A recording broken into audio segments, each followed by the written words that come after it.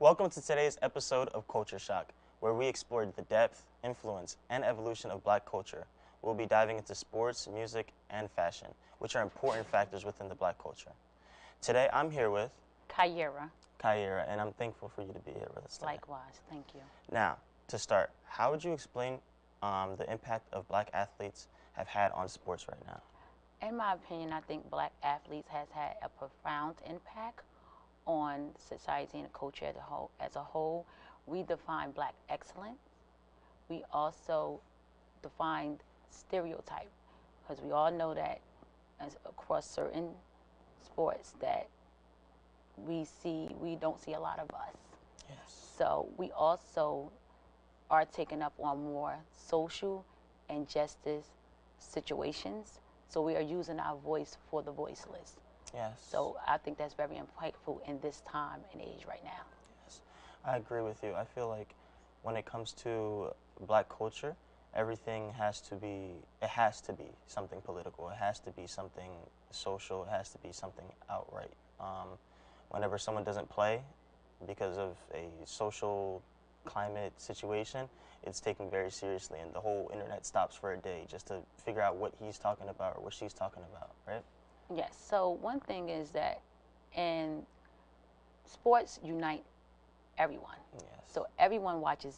Every culture watches sports. Yeah. Whether it's football, whether it's basketball, tennis, lacrosse, Yeah. rugby, fencing. Yeah. So that unifies us. So if I'm going to take up on any type of stand and get my voice and my opinion and something across, I'm going to put it on a big platform Yes. that everyone, every demographic watches or listens to. So that's why I think that it's important that because we are dominating the sports world right now, that we use our voice in an impactful way.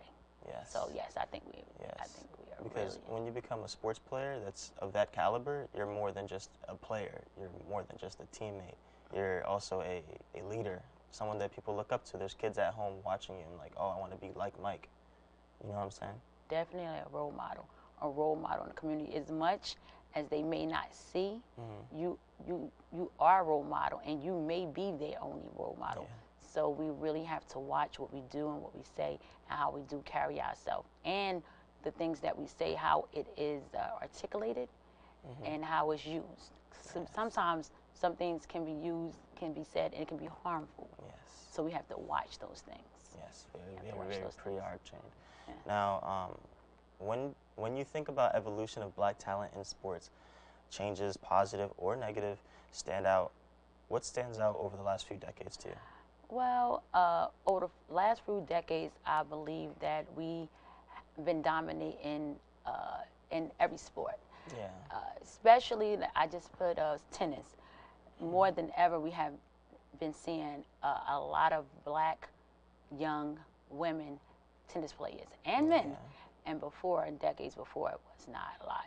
So we are dominating over there.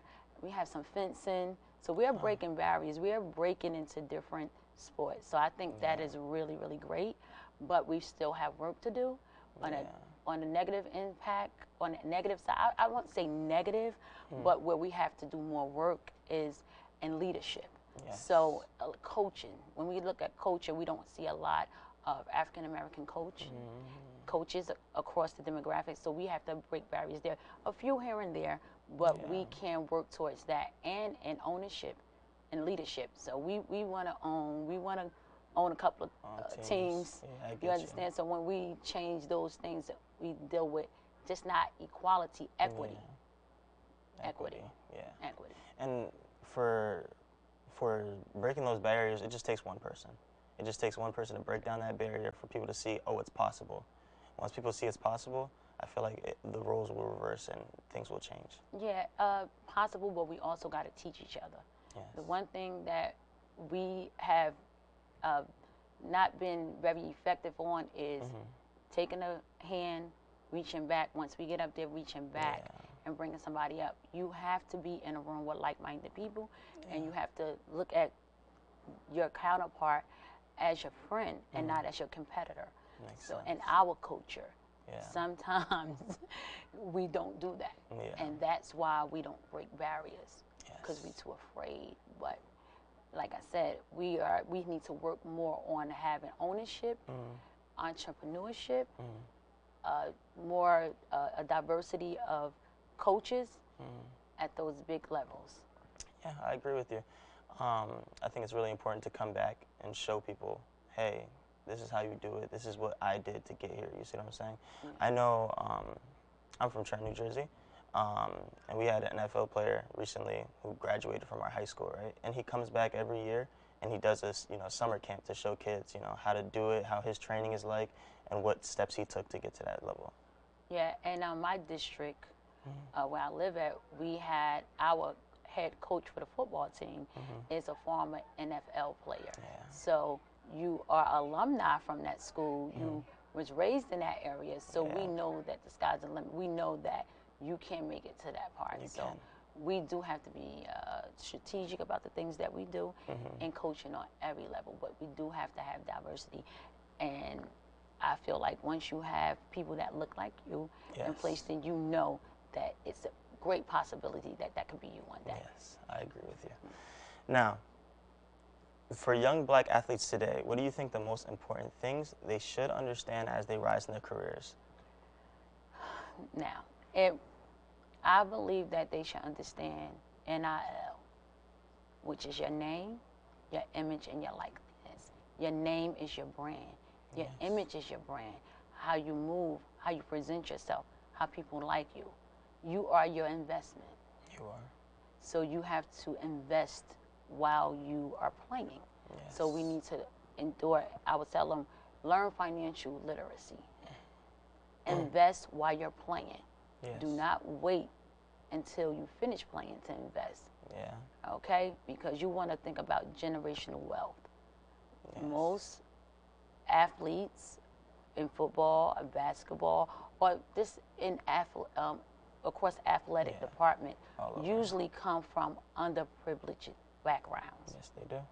All right? So understand where you come from, understand where you at, and understand where you want to go. So you want to build generational wealth. So invest, invest, invest. Yes, I agree with you, because you do want to be the biggest where you come from, but you also want to be the biggest where you're going, right? Already? And thank you. We'll be back after this PSA.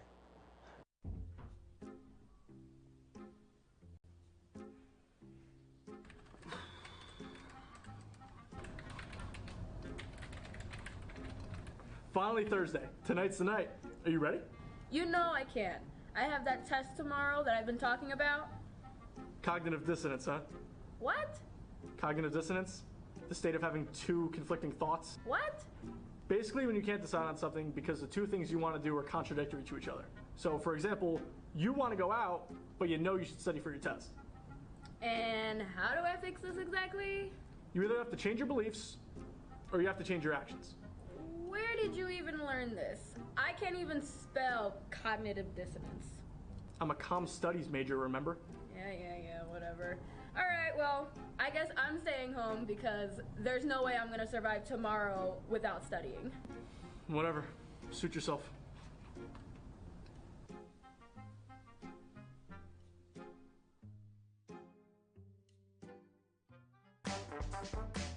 You talking to me? You talking to me? All right, Mr. DeMille, I'm ready for my close-up. That is so fat. Nobody makes me bleed my own blood. Nobody! But I'm funny how? I mean, funny like I'm a clown, I amuse you?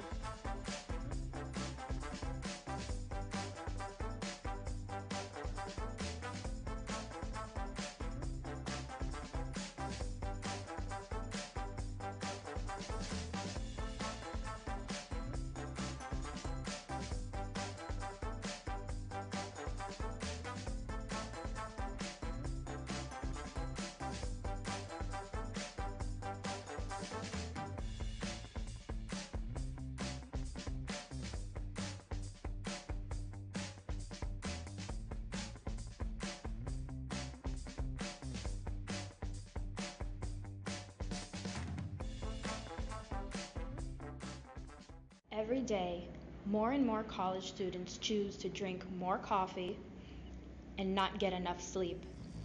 This results in them sleeping during class, in obscure places in public, and when they're trying to study. Make sure you get enough sleep. Don't always rely on coffee.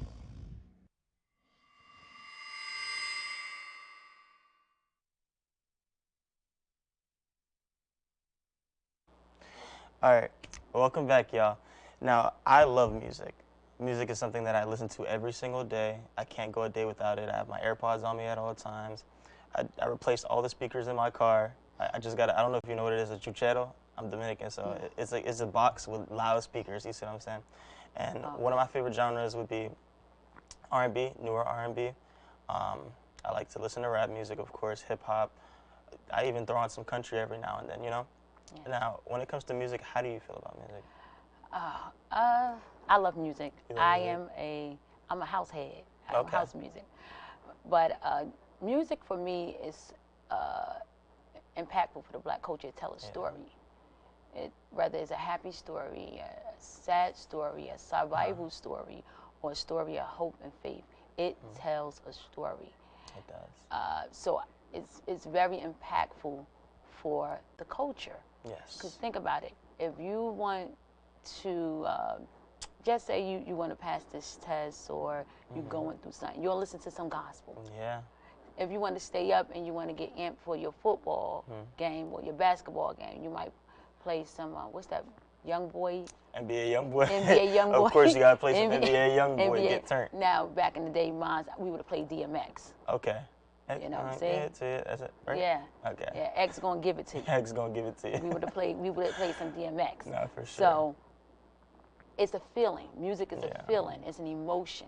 It is. So whatever music you play, I guarantee you it's going to change your mood and it will change your mindset. It will. It will. It will. And I'm glad you brought up the gospel aspect because it is really important to pay attention to what you're listening to because what you're listening to will translate into your life even if you don't notice it, right? Yes. We'll listen to certain types of music and we'll start feeling a certain type of way. That's why it's really important to listen to uplifting music.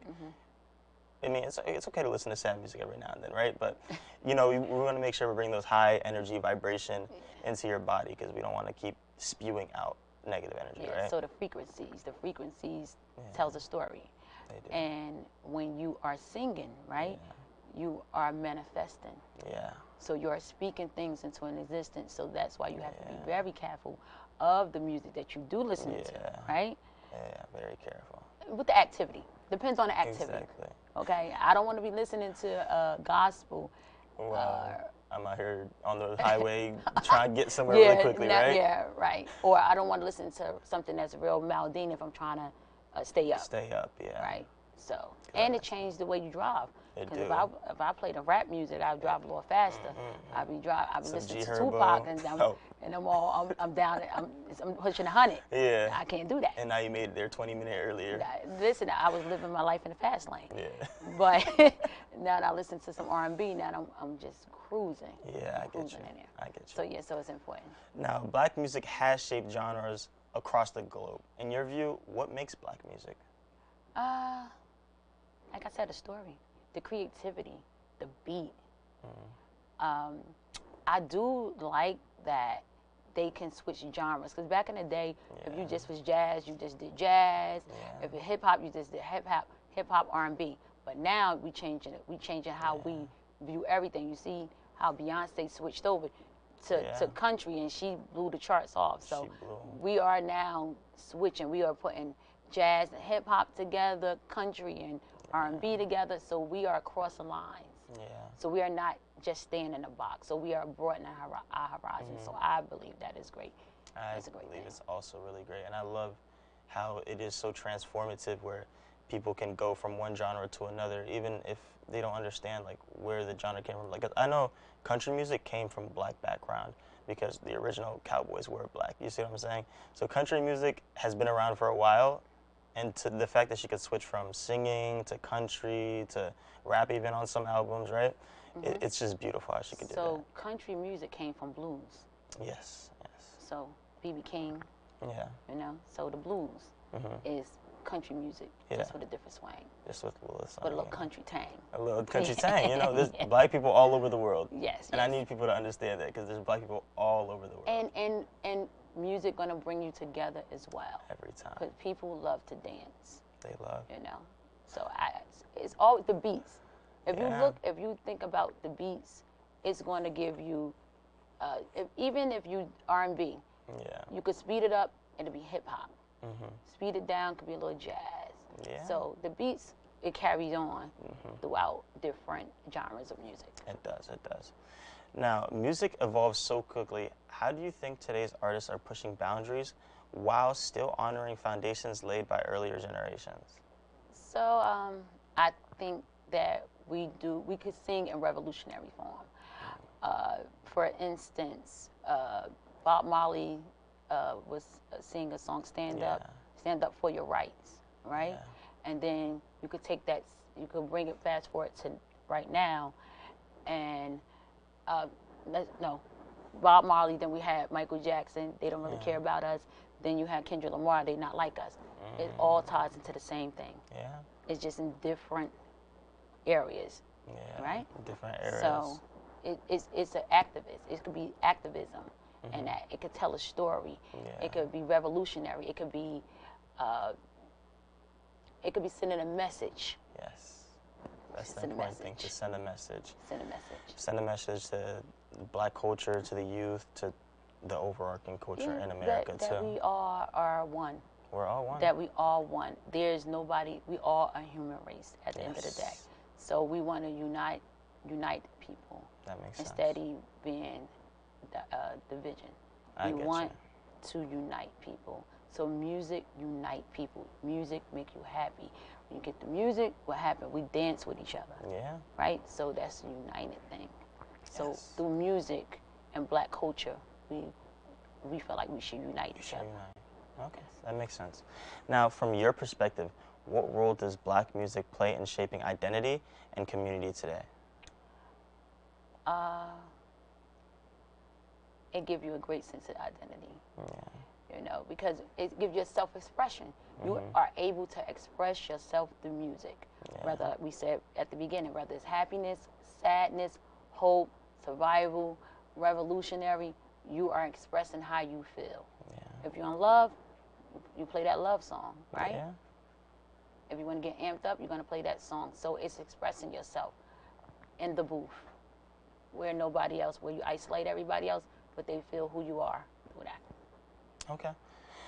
Okay, guys, we'll be back for our final segment after a brief PSA. Hi, everyone. My name is Mike Arfano, and today we're going to be talking about journalism.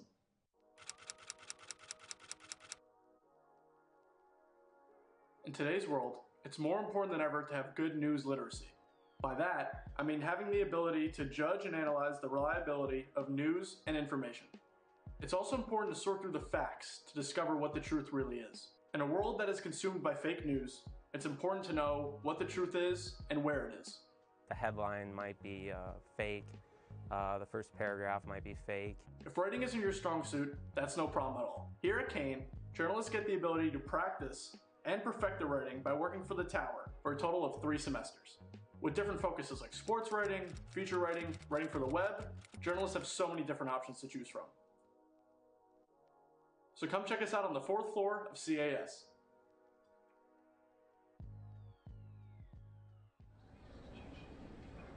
Hey, class starts in 5 minutes. You coming? Yeah, I'll catch up.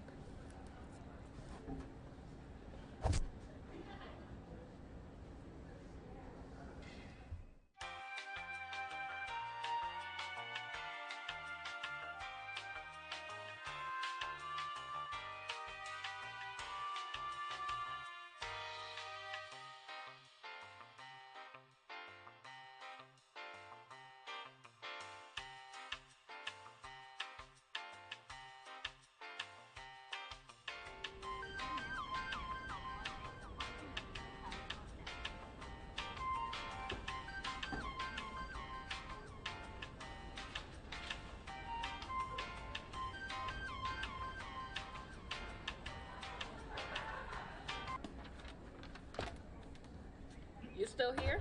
Oh, yeah. I'm coming to class. Where are you going? Class ended. Oh.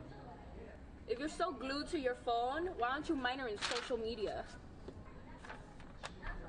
Oh. Okay.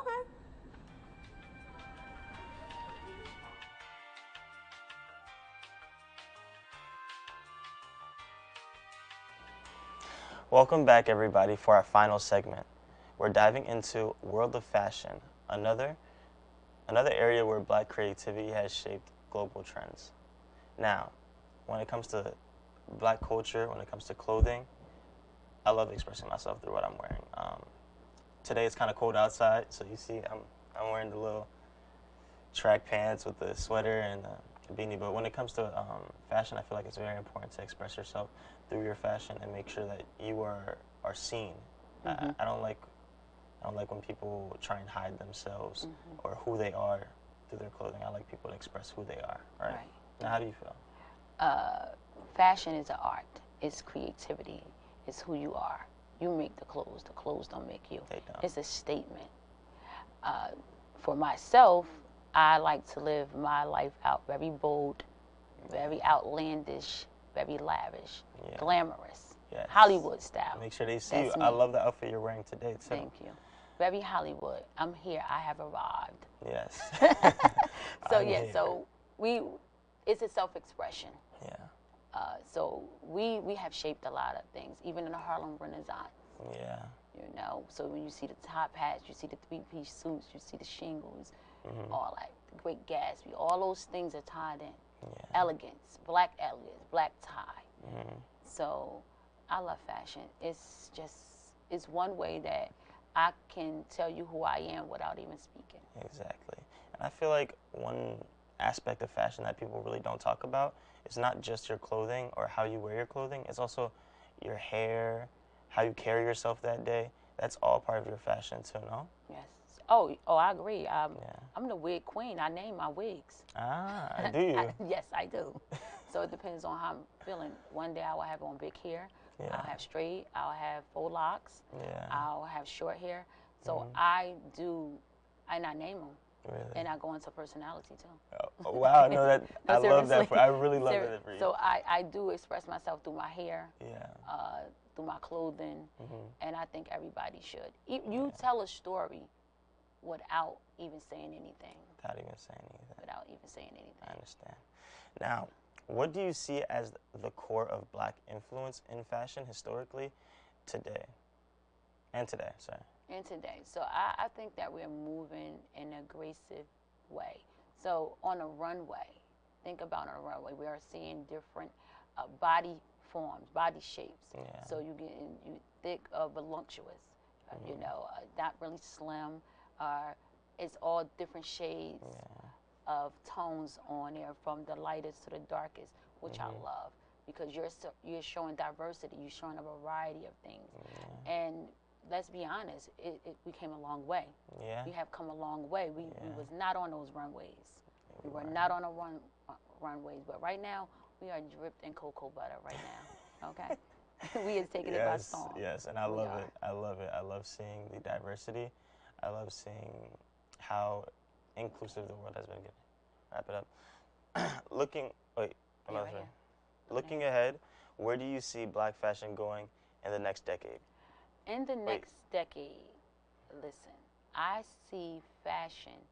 I see us in the forefront. The biggest designers. Now, we in designers. We are some of the designers. We have Sean Combs, FUBU. I don't know if you're old enough to know that. I've heard FUBU. We have Telfar. But in the next decade, we're going to see more African Americans grace the front line. Yes. Because we are the blueprint.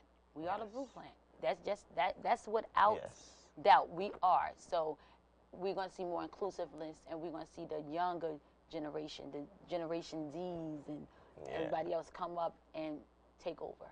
All right. So I do see us, more of us inside, that a more diversity in fashion than right now. All right. Well, thank you for joining us today on this special episode of Culture Shock, exploring the richness of Black culture in sports, music, and fashion. Thank you for coming out here. I really appreciate your time, and I hope you had fun. Thank you, I did. No problem.